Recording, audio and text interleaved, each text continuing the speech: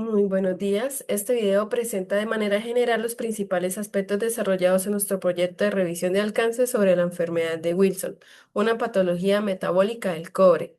Este proyecto es con fines académicos para la asignatura de Bioquímica 2 del programa Química de la Universidad Industrial de Santander. Se mostrará de forma resumida cómo ocurre el metabolismo normal del cobre en el organismo, en qué punto se produce la alteración genética característica de la enfermedad y cómo esto se relaciona con las manifestaciones clínicas y los biomarcadores diagnósticos más importantes. El propósito es brindar una visión global del tema trabajado del proyecto, destacando los elementos más relevantes. La enfermedad de Wilson, un tipo de degeneración hepatolenticular, es una genopatía autosómica recesiva del gen ATP7B con una prevalencia de 1 en 50.000. Solo los homocigóticos, herencia de los dos alelos mutados, padecen la enfermedad. Si los dos progenitores son portadores asintomáticos del gen mutado, o sea, un alelo mutado y el otro normal, los hijos tendrán una probabilidad del 25% de ser homocigóticos para el gen mutado y, consiguientemente, padecer la enfermedad. Los descendientes heterocigóticos con la probabilidad del 50% son asintomáticos, pero portadores, transmitiendo la genopatía a la siguiente generación. La proteína de esta enfermedad, conocida como proteína ATP7B, es una ATPasa de tipo P transportadora de cobre involucrada en el trasiego de cationes metálicos a través de membranas celulares que utilizan la hidrólisis del ATP como fuente de energía. Este gen localizado en el brazo Q del cromosoma 13 y en el aparato de la red Trans-Golgi del hígado y el cerebro, que regula los niveles de cobre en el organismo, excretando el exceso en la bilis y el plasma. Como proteína transportadora de cobre, una de sus funciones principales es suministrar cobre a las enzimas dependientes de cobre en el aparato de Golgi, por ejemplo, la ceruloplasmina.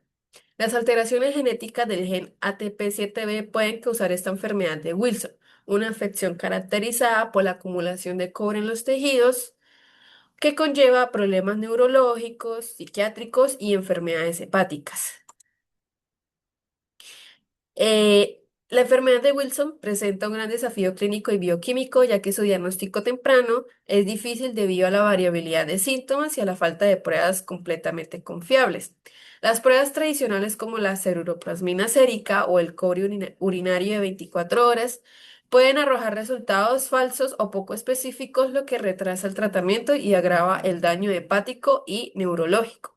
Frente a esto, en los últimos años han surgido biomarcadores más precisos como el cobre intercambiable relativo y el cobre no unido a ceruloplasmina, que permiten detectar el cobre tóxico libre en sangre con mayor exactitud.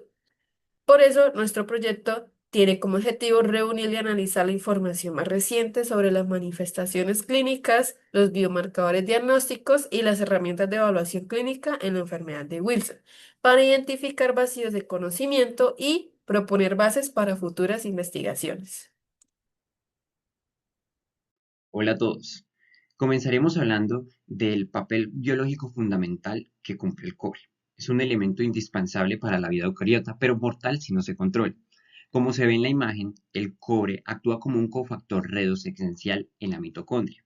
Es el corazón del citocromo C oxidasa, permitiendo la reducción final del oxígeno para producir ATP. Sin cobre no hay energía celular eficiente. Además, en el citoplasma, la enzima superóxido dismutasa a la derecha usa cobre para protegernos de los radicales libres. Sin embargo, el cobre libre es altamente reactivo si no está escoltado. Cataliza la producción de radicales hidroxilotóxicos mediante la reacción de Fenton. Por eso, la célula necesitó desarrollar un sistema de transporte extremadamente preciso. Pero, ¿cómo entra el cobre a la célula de forma segura? El portero principal es el CTR1, un canal homotrimérico en la membrana plasmática que permite la entrada de alta afinidad del cobre reducido, cobre 1. Pero aquí está la clave. Una vez dentro, el cobre jamás está libre. Es recibido inmediatamente por proteínas escoltas llamadas chaperonas. Aquí se destaca el ATOX. El ATOX-1 actúa como un mensajero que toma el cobre CTR1 del CTR1 y lo lleva físicamente a través del citosol hasta integrarlo, específicamente a las bombas ATPasas en el aparato de Golgi. Es un sistema de relevos que evita que el metal cause daño oxidativo en su trayecto. En el hepatocito, el destino final de ese relevo es la proteína ATP7B, ubicada en la red trans-Golgi. Esta proteína es el centro de control de la homeostasis de cobre en todo el cuerpo y tiene una función dual crítica, la biosíntesis, que es cuando los niveles de cobre son normales. ATP7B bombea el cobre hacia el interior del Golgi para incorporarlo a través de la apoceruloplasmina, formando la ceruloplasmina funcional. Aquí será excretada a la sangre. Y en la excreción, cuando hay un exceso de cobre, el ATP7B cambia su ubicación, es decir, se transloca hacia vesículas para expulsar el cobre hacia los canalículos biliares. Esta es la única vía natural que se tiene para eliminar el exceso de cobre. Pero, ¿qué ocurre en la enfermedad de Wilson? En la enfermedad de Wilson se habla de una mutación autosómica recesiva en el gen que codifica para ATP7B. Como se ve en este diagrama comparativo, en el panel izquierdo, el flujo es continuo. Entra cobre, se usa y el exceso sale por la bilis. En el panel derecho, una persona con la enfermedad de Wilson, el controlador ATP7B no funciona. Las consecuencias son devastadoras. El cobre no puede salir de la bilis, la ceruloplasmina se secreta vacía, a puroceloplasmina, y se degrada rápidamente. Por eso se ve que baja en sangre.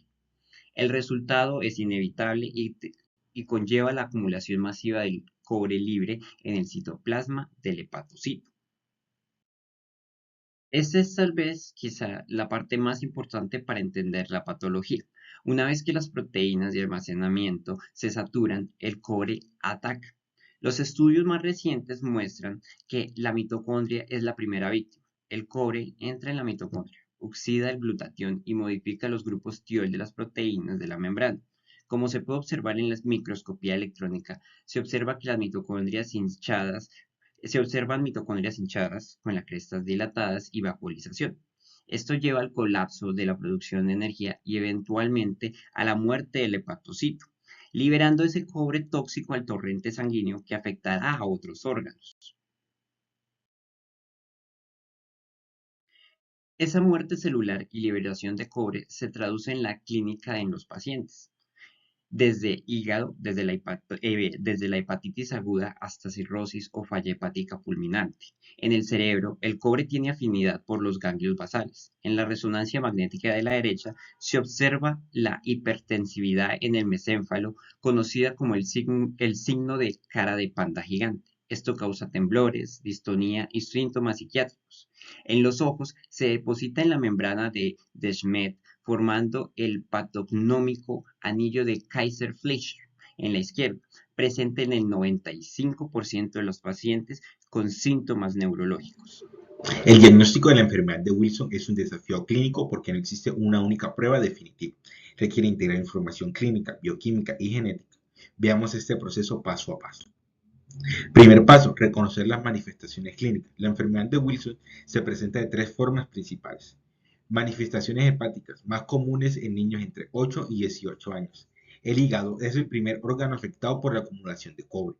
Los pacientes pueden presentar elevación asintomática de transaminasas, hepatitis aguda o crónica, cirrosis e incluso falla hepática fulminante acompañada de hemodiálisis intravascular. Esta forma representa entre el 6 y el 12% de fallas hepáticas que requieren trasplante. Manifestaciones neurológicas, típicas en la segunda y tercera década de vida, causadas por depósito de cobre en los ganglios basales y cerebreros.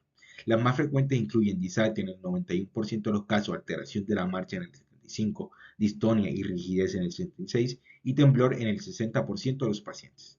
Manifestaciones psiquiátricas presentes en cerca de un tercio de los pacientes, cambios de personalidad, irritabilidad, agresividad, depresión, bajo rendimiento escolar o laboral y en algunos casos psicosis.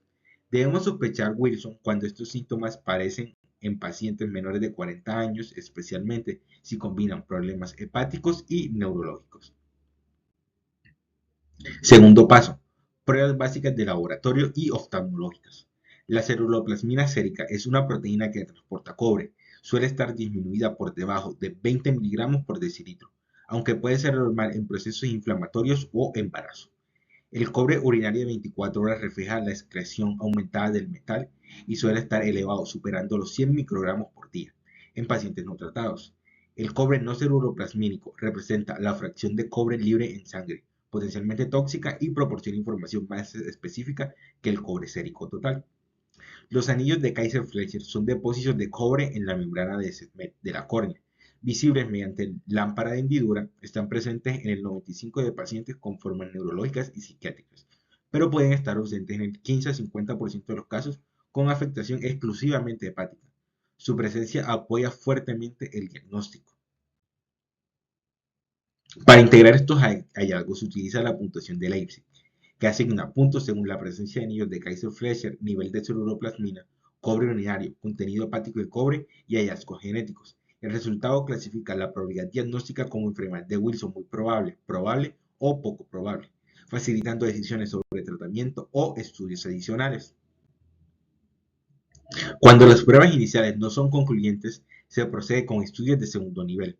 La biopsia hepática con cuantificación de cobre, un contenido superior a 250 microgramos por gramo de peso seco, es altamente sugestivo de enfermedad de Wilson.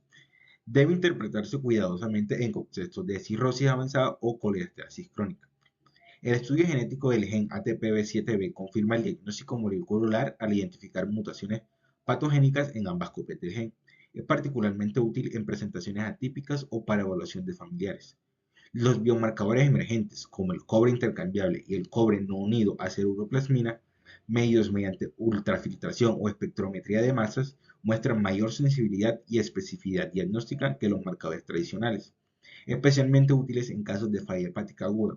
Un aspecto fundamental es el estudio de familiares. Una vez confirmado un caso índice, se recomienda evaluar a hermanos y familiares de primer grado mediante historia clínica, cerebroplasmina, cobre urinario y estudio genético cuando sea posible, claro está. La detección presintomática permite iniciar tratamiento precoz y prevenir daño orgánico irreversible. Ahora sí, hablemos sobre el tratamiento de la enfermedad de Wilson. Este tratamiento tiene un objetivo muy claro, que es reducir el exceso de cobre en el organismo y evitar que éste vuelva a acumularse. Aunque parezca muy complejo, y lo es, podemos resumirlo en tres ideas principales. Primero, sacar el cobre que ya está en el cuerpo. Segundo, bloquear la entrada del nuevo cobre y mantener la función. Y tercero, mantener la salud de los órganos, especialmente el hígado y el cerebro. El primer grupo de medicamentos son los quelantes de cobre. Estos fármacos actúan como imanes químicos, por así decirlo. Es que esto se une al cobre acumulado en los tejidos y lo vuelven soluble para que el cuerpo pueda eliminarlo, casi siempre por la orina. Esta fase se conoce como una fase inicial de desintoxicación. Es cuando este proceso de desintoxicación ocurre, es normal que el cobre urinario suba, porque justamente el medicamento está movilizando el cobre hacia afuera de las células. Hacia afuera de las células. Con el tiempo, si el tratamiento sigue bien, los niveles bajan a un rango de mantenimiento y los órganos, especialmente el hígado, empiezan a estabilizarse. Hay dos quelantes principales, la de penicilamina, que es muy eficaz, pero puede causar efectos secundarios en algunas personas, y la otra opción es la trientina, que tiene un perfil de tolerancia un poco mejor y se usa cuando la primera no es adecuada. El segundo pilar es el tratamiento con zinc. A diferencia de los agentes quelantes, el zinc no saca el cobre que ya está acumulado, sino que bloquea su entrada al organismo. Funciona a nivel de intestino, estimulando proteínas que capturan el cobre de los alimentos e impiden que pase a la sangre. Es como poner un filtro en la puerta de entrada del cobre. Por eso, el zinc se usa mucho como tratamientos de mantenimiento, una vez que ya se ha reducido la carga de cobre o en personas que han sido diagnosticadas muy tempranas o que aún no tienen grandes acumulaciones. En muchos casos, el tratamiento no es solamente una cosa, sino una secuencia de fases o una combinación. Al inicio suele hacerse una etapa de desintoxicación con quelantes y después una etapa de mantenimiento con zinc, con dosis menores de quelantes o en algunos casos con ambas cosas. Lo importante es que el tratamiento sea continuo y ajustado según la respuesta del paciente, porque cada cuerpo elimina el cobre a un ritmo diferente. Además, el hígado suele mejorar más rápido que el cerebro, de modo que los síntomas neurológicos pueden tardar más en estabilizarse, incluso cuando en los exámenes de función hepática ya estén normales. Para los casos más graves, especialmente cuando el hígado está muy dañado o hay una falla hepática fulminante, existe una opción decisiva: el trasplante de hígado. Esta cirugía no solo reemplaza el órgano enfermo, sino que también introduce un hígado con la capacidad normal de manejar el cobre. Con el tiempo, esto permite que el organismo pueda equilibrar el metal dentro del cuerpo y este se puede volver a unos niveles normales. Y puede que en algunos casos, puede que incluso se elimine la necesidad de incluir medicamentos que el antes. Finalmente, aunque controlar el cobre es la base del tratamiento, algunos pacientes quedan con síntomas neurológicos o psiquiátricos que requieren abordajes específicos, pueden ser la rehabilitación, fisioterapia, medicamentos para el temblor o la rigidez, apoyo psicológico u otras terapias según el caso. Nada de esto sustituye el control del cobre, más bien se construye sobre él para mejorar la funcionalidad y la calidad de vida. En resumen, el tratamiento de enfermedad de Wilson combina ciencia, bioquímica y cuidado clínico continuo. Es un proceso a lo largo, pero cuando se hace bien permite que la mayoría de los pacientes tengan una vida plena y estable evitando las complicaciones graves que ocurren cuando el cobre permanece sin control.